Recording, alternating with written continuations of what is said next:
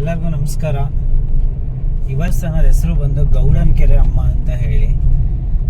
So ಒಂದು ಹಕ್ಕೆ ಇತ್ತು, ಅದನ್ನ ಕೊಡಬೇಕು ಅಂತ ಹೇಳಿ ಹೋಗ್ತಾ ಇರೋದು ಅಷ್ಟೇ. ವೆಜ್ ಅವರಾದ್ರೆ ವಿಡಿಯೋನ ಇಲ್ಲೇ ಸ್ಕಿಪ್ ಮಾಡಿಬಿಡಿ, ನಾನ್ ವೆಜ್ ಅವರು ಕಂಟಿನ್ಯೂ ಮಾಡಿ. ಇದೆ ಇಲ್ಲೊಂದು ಸಮಸ್ಯೆ ಖಂಡಿತ ಇದೆ. ಯಾಕೆಂದ್ರೆ ವೆಜ್ ಅವ್ರಿಗೆ ಸ್ವಲ್ಪ ಬೇಜಾರಾಗ್ಬೋದೇನೋ. ಬೇಜಾರಾಗಲ್ಲ, ಆದ್ರೂ ಆ ಕೋಳಿ ಕಟ್ ಮಾಡೋದು ಇದೆಲ್ಲ ನೋಡಿದಾಗ ಸ್ವಲ್ಪ ಬೇಜಾರಾಗುತ್ತೆ. ಸೊ ಅವರಿಲ್ಲ ವಿಡಿಯೋನ ಸ್ಕಿಪ್ ಮಾಡಿ.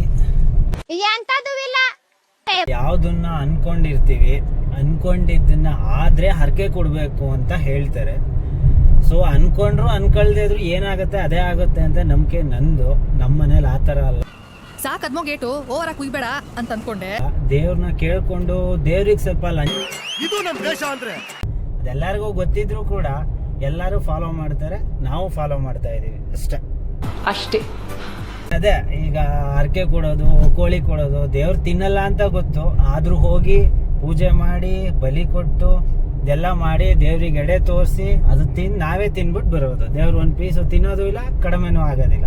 ಅವಾಗ್ಲೇ ಚಿಕನ್ ಅಂತ ಹೇಳಿದ್ನಲ್ಲ, ತಗೊಳ್ಳೋಣ ಅಂತ ಅಂಗಡಿಗೆ ಫೋನ್ ಮಾಡಿದೆ. ಆವಾಗ್ಲೇ ಇದು ಫ್ರೆಂಡ್ ಇಂದ ಶಾಪು, ಬಂದಿದ್ದೀನಿ ಬಾ ಅಂತ ಕರ್ದ. ಇಲ್ಲಿ ನೋಡ್ರ ಅವನೇ ಇಲ್ಲ. ಸೊ ಚಿಕನ್ ತೂಕ ಹಾಕ್ಸಕ್ ಸ್ಟಾರ್ಟ್ ಮಾಡಿದೆ, ನೋಡೋಣ ಎಷ್ಟು ಬರುತ್ತೆ ಅಂತ. ಒಂದು 3 kg ತಗೊಳ್ಳೋಣ ಅಂತ ಅನ್ಕೊಂಡಿದ್ವಿ, ಯಾಕೆಂದ್ರೆ ನನ್ಗೆ 1 kg ಬೇಕು.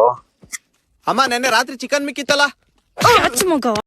ಚಿಕನ್ನ ತಿನ್ನೋಕ್ ಚೆನ್ನಾಗಿರುತ್ತೆ, ಬಟ್ ತಗೊಂಡು ಹೋಗಿ ನಾವೇ ಮ್ಯಾರಿನ್ ಮಾಡಿ ತಿನ್ನೋದಿದೆಯಲ್ಲ ಅದು ಇನ್ನೂ ಕಷ್ಟ. ಮತ್ತೆ ನಾನು ಕಾರೊಳಗೆ ಇಟ್ಟಾಗಂತೂ ತುಂಬಾ ಬೇಜಾರಾಯ್ತು. ಇಷ್ಟೊಂದು ಸ್ಮೆಲ್ ಬರುತ್ತೆ ಅಂತ ಇವಾಗಲೇ ಗೊತ್ತಾಗ್ತಾ ಇರೋದು. ಇದೇ ದೇವಸ್ಥಾನದ ಎಂಟ್ರೆನ್ಸು, ಶ್ರೀ ಗೌಡನ್ ಕೆರೆ ಅಮ್ಮ ಅಂತ ಹೇಳಿ ದೇವಸ್ಥಾನ ಹೆಸರು. ಊರ ಹೆಸರು ಬಂದು ಕಟ್ಟೆಪುರ. ಗ್ಯಾಸ್ ಸ್ಟವ್ಗೆ ಪೂಜೆ ಮಾಡಕ್ ಹೇಳಿದ್ರು ಅಮ್ಮ, ಚಿಕನ್ ಚೆನ್ನಾಗಾಗ್ಲಿ ಅಂತ. ಯಾಕೆಂದ್ರೆ ನಂಗೆ ಚಿಕನ್ ಅಂದ್ರೆ ತುಂಬಾ ಇಷ್ಟ, ನಿಮ್ಗೆಲ್ಲ ಈಗ ಆಲ್ರೆಡಿ ಗೊತ್ತಾಗಿರುತ್ತೆ. ಸರಿ ಆಯ್ತು, ಹೇಳಿದ್ದನ್ ಕೇಳೋಣ ಅಂತ ಹೇಳಿ ಪೂಜೆ ಮಾಡಿ. ಬಟ್ ನಾನು ದೇವಸ್ಥಾನಕ್ಕೆ ಬಂದಿದ್ದೀನಿ ಅಂತ ನಂಗೆ ಯಾಕೋ ಅನ್ನಿಸ್ತಾನೆ ಇರ್ಲಿಲ್ಲ, ಪಿಕ್ನಿಕ್ಗೆ ಬಂದಿದ್ದೀನಿ ಅಂತಾನೆ ಅನ್ಸೋದು. ದೇವಸ್ಥಾನ ಹತ್ರ ಬಂದು ಪೂಜೆ ಮಾಡೋಣ ಅಂತ ಬಂದ್ರೆ ಫಸ್ಟ್ ರಕ್ತ ನೋಡಿದೆ ನಾನು. ರಕ್ತ ನೋಡಿ ಶಾಕ್ ಆಗೋಯ್ತು. ಇದೇನು ಇಷ್ಟೊಂದು ರಕ್ತ, ಏನೇನ್ ಕಡ್ದವ್ರೆ ಇಲ್ಲಿಗೆ ಅಂತ. ಇನ್ನೇನ್ ನಾವು ಅದಕ್ಕೆ ಬಂದಿರೋದಲ್ವಾ ಅಂತ ಅನ್ಬಿಟ್ಟು ಪೂಜೆ ಮಾಡಿ ನಾವು ಇನ್ನೇನ್ ಚಿಕನ್ ಕಟ್ ಮಾಡ್ಬೇಕಾಗಿತ್ತು. ನಮ್ಮಲ್ಲೂ ಇಷ್ಟೇ ರಕ್ತ ಬರುತ್ತಾ ಅಂತ ಯೋಚನೆ ಆಗ್ಬಿಟ್ಟಿತ್ತು ನನ್ಗೆ. ಇನ್ನೊಂದೇನು ಅಂದ್ರೆ, ದೇವಸ್ಥಾನ ಅಂತ ಹೇಳ್ತೀವಿ, ದೇವಸ್ಥಾನ ಒಳಗಡೆ ಆದ್ರೂ ಅಟ್ಲೀಸ್ಟ್ ನೀಟಾಗಿ ಇಟ್ಕೋಬೇಕಲ್ವಾ. ಏನಕ್ಕೆ ನಮ್ ಜನ ಈ ತರ ಮಾಡ್ತಾರೆ ನಿಜವಾಗ್ಲೂ ಗೊತ್ತಿಲ್ಲ. ದೇವಸ್ಥಾನ ದೇವ್ರು ಒಳ್ಳೇದ್ ಮಾಡ್ಲಿ ಅಂತ ದೇವಸ್ಥಾನಕ್ಕೇನೋ ಹೋಗ್ತೀವಿ, ಬಟ್ ಹೋಗಿ ನೀಟಾಗಿ ಇಟ್ಕೊಳಲ್ಲ. ಇನ್ಕ್ಲೂಡ್ ನಮ್ಮನ್ನು ಸೇರ್ಸಿನೇ ಹೇಳ್ತಾರೆ. ನಿಮಗೆ ಚಿಕನ್ ಕಟ್ ಮಾಡೋದ್ ನೋಡಿ ಬೇಜಾರಾಗುತ್ತಾ ಖುಷಿ ಆಗುತ್ತಾ ಕಮೆಂಟ್ ಮಾಡಿ. ನನಗಂತೂ ಚಿಕನ್ ಕಟ್ ಮಾಡೋದ್ ನೋಡಿದಾಗ ಬೇಜಾರಾಗುತ್ತೆ, ಬಟ್